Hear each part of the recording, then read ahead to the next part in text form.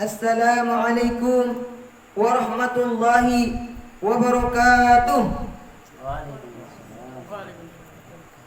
Innal hamdalillah nahmaduhu wa nasta'inuhu wa nastaghfiruh wa na'udzu billahi min shururi anfusina wa min sayyiati a'malina. Man yahdihillahu fala mudilla lahu wa man yudlilhu fala hadiya lahu. Asyhadu an la ilaha illallah wahdahu la syarika lahu wa asyhadu anna Muhammadan abduhu wa rasuluh la nabiyya ba'da amma ba'd. Pertama-tama, marilah kita senantiasa untuk meningkatkan ketakwaan kita kepada Allah Subhanahu wa taala yang telah memberikan kita berbagai macam nikmat, yakni nikmat kesehatan, nikmat kesempatan, yang terlebih utama nikmat iman dan Islam. Salam serta salawat kita curahkan kepada baginda Muhammadin sallallahu alaihi wasallam. Nabi dikeluarkan dari zaman kebodohan menuju zaman kepintaran, dari alam gelap gulita menuju alam yang terang benderang. Nabi yang telah memperjuangkan kalimat La ilaha illallah Muhammad Rasulullah.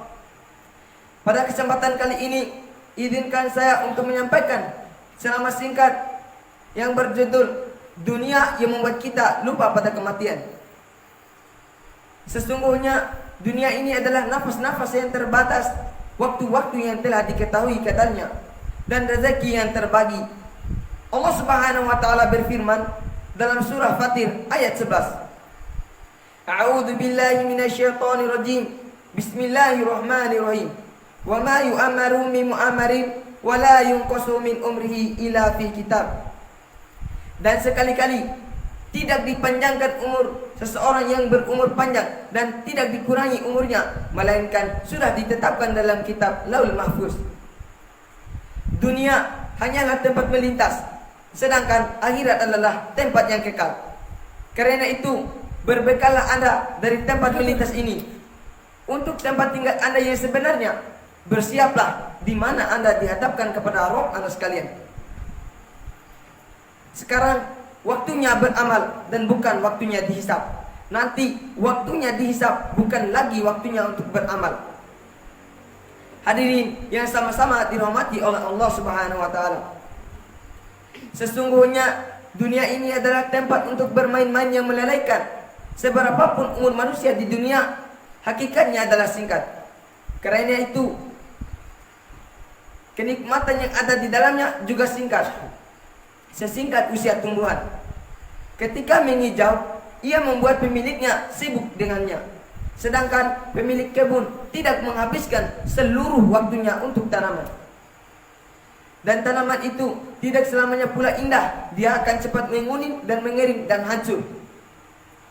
Setelah itu, pemilik kebun kembali bercapek-capek menumbuhkan tanaman baru. Lihatlah taman-taman. Ada masanya taman-taman itu hijau dan bunganya banyak.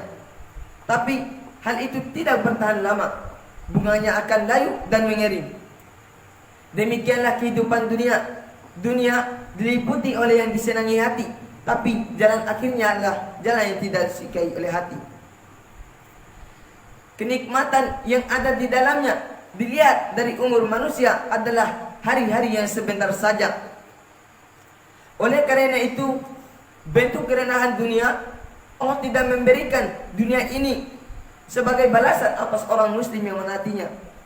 Tetapi dia memberikan dunia ini kepada siapa yang dia kehendaki, dan mengambil keindahan di dunia ini kepada siapapun yang telah dia tetapkan. Seperti tanaman dimakan oleh manusia, juga dimakan oleh hewan. Hadirin yang sama-sama dirahmati oleh Allah Subhanahu wa taala. Inilah cerita tentang dunia. Hingga akhirnya renungkanlah berapa banyak kita memiliki teman, berapa banyak dari mereka yang telah kita kuburkan, berapa banyak kita memiliki tetangga-tetangga kita, berapa banyak dari mereka yang telah kita hantar ke kuburannya. Allah Subhanahu wa taala berfirman dalam surah Ali Imran ayat 185. A'udzu billahi minasyaitonir rajim. Bismillahirrahmanirrahim. Kullu nafsin dha'iqatul maut. Setiap yang bernyawa pasti akan mati, meskipun dia berada di dalam benteng yang kokoh. Ketika ajalnya datang, pasti akan mati. Setiap anak pasti akan kembali.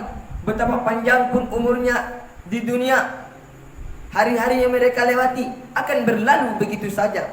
Dan mati itu tidak mengenal yang sehat dan yang sakit, tidak mengenal yang tua dan yang muda. Betapa banyak orang sehat mati tanpa sebab, betapa banyak orang sakit hidup hingga waktu yang lama. Oleh karena itu, marilah kita beribadah kepada Allah Subhanahu wa taala dan memperbanyak amal-amal kebaikan. Kita harus mempersiapkan diri untuk di mana kita dihadapkan kepada Rabb anak sekalian. Mungkin sampai di sini saja ceramah singkat saya bawakan. Lebih dan kurangnya mohon dimaafkan. Bila ada kata-kata yang benar, itu datangnya dari Allah Subhanahu wa taala. Bila ada kata-kata yang salah, itu datang dari saya pribadi. Wabillahi taufiq wal hidayah. Wassalamualaikum warahmatullahi wabarakatuh.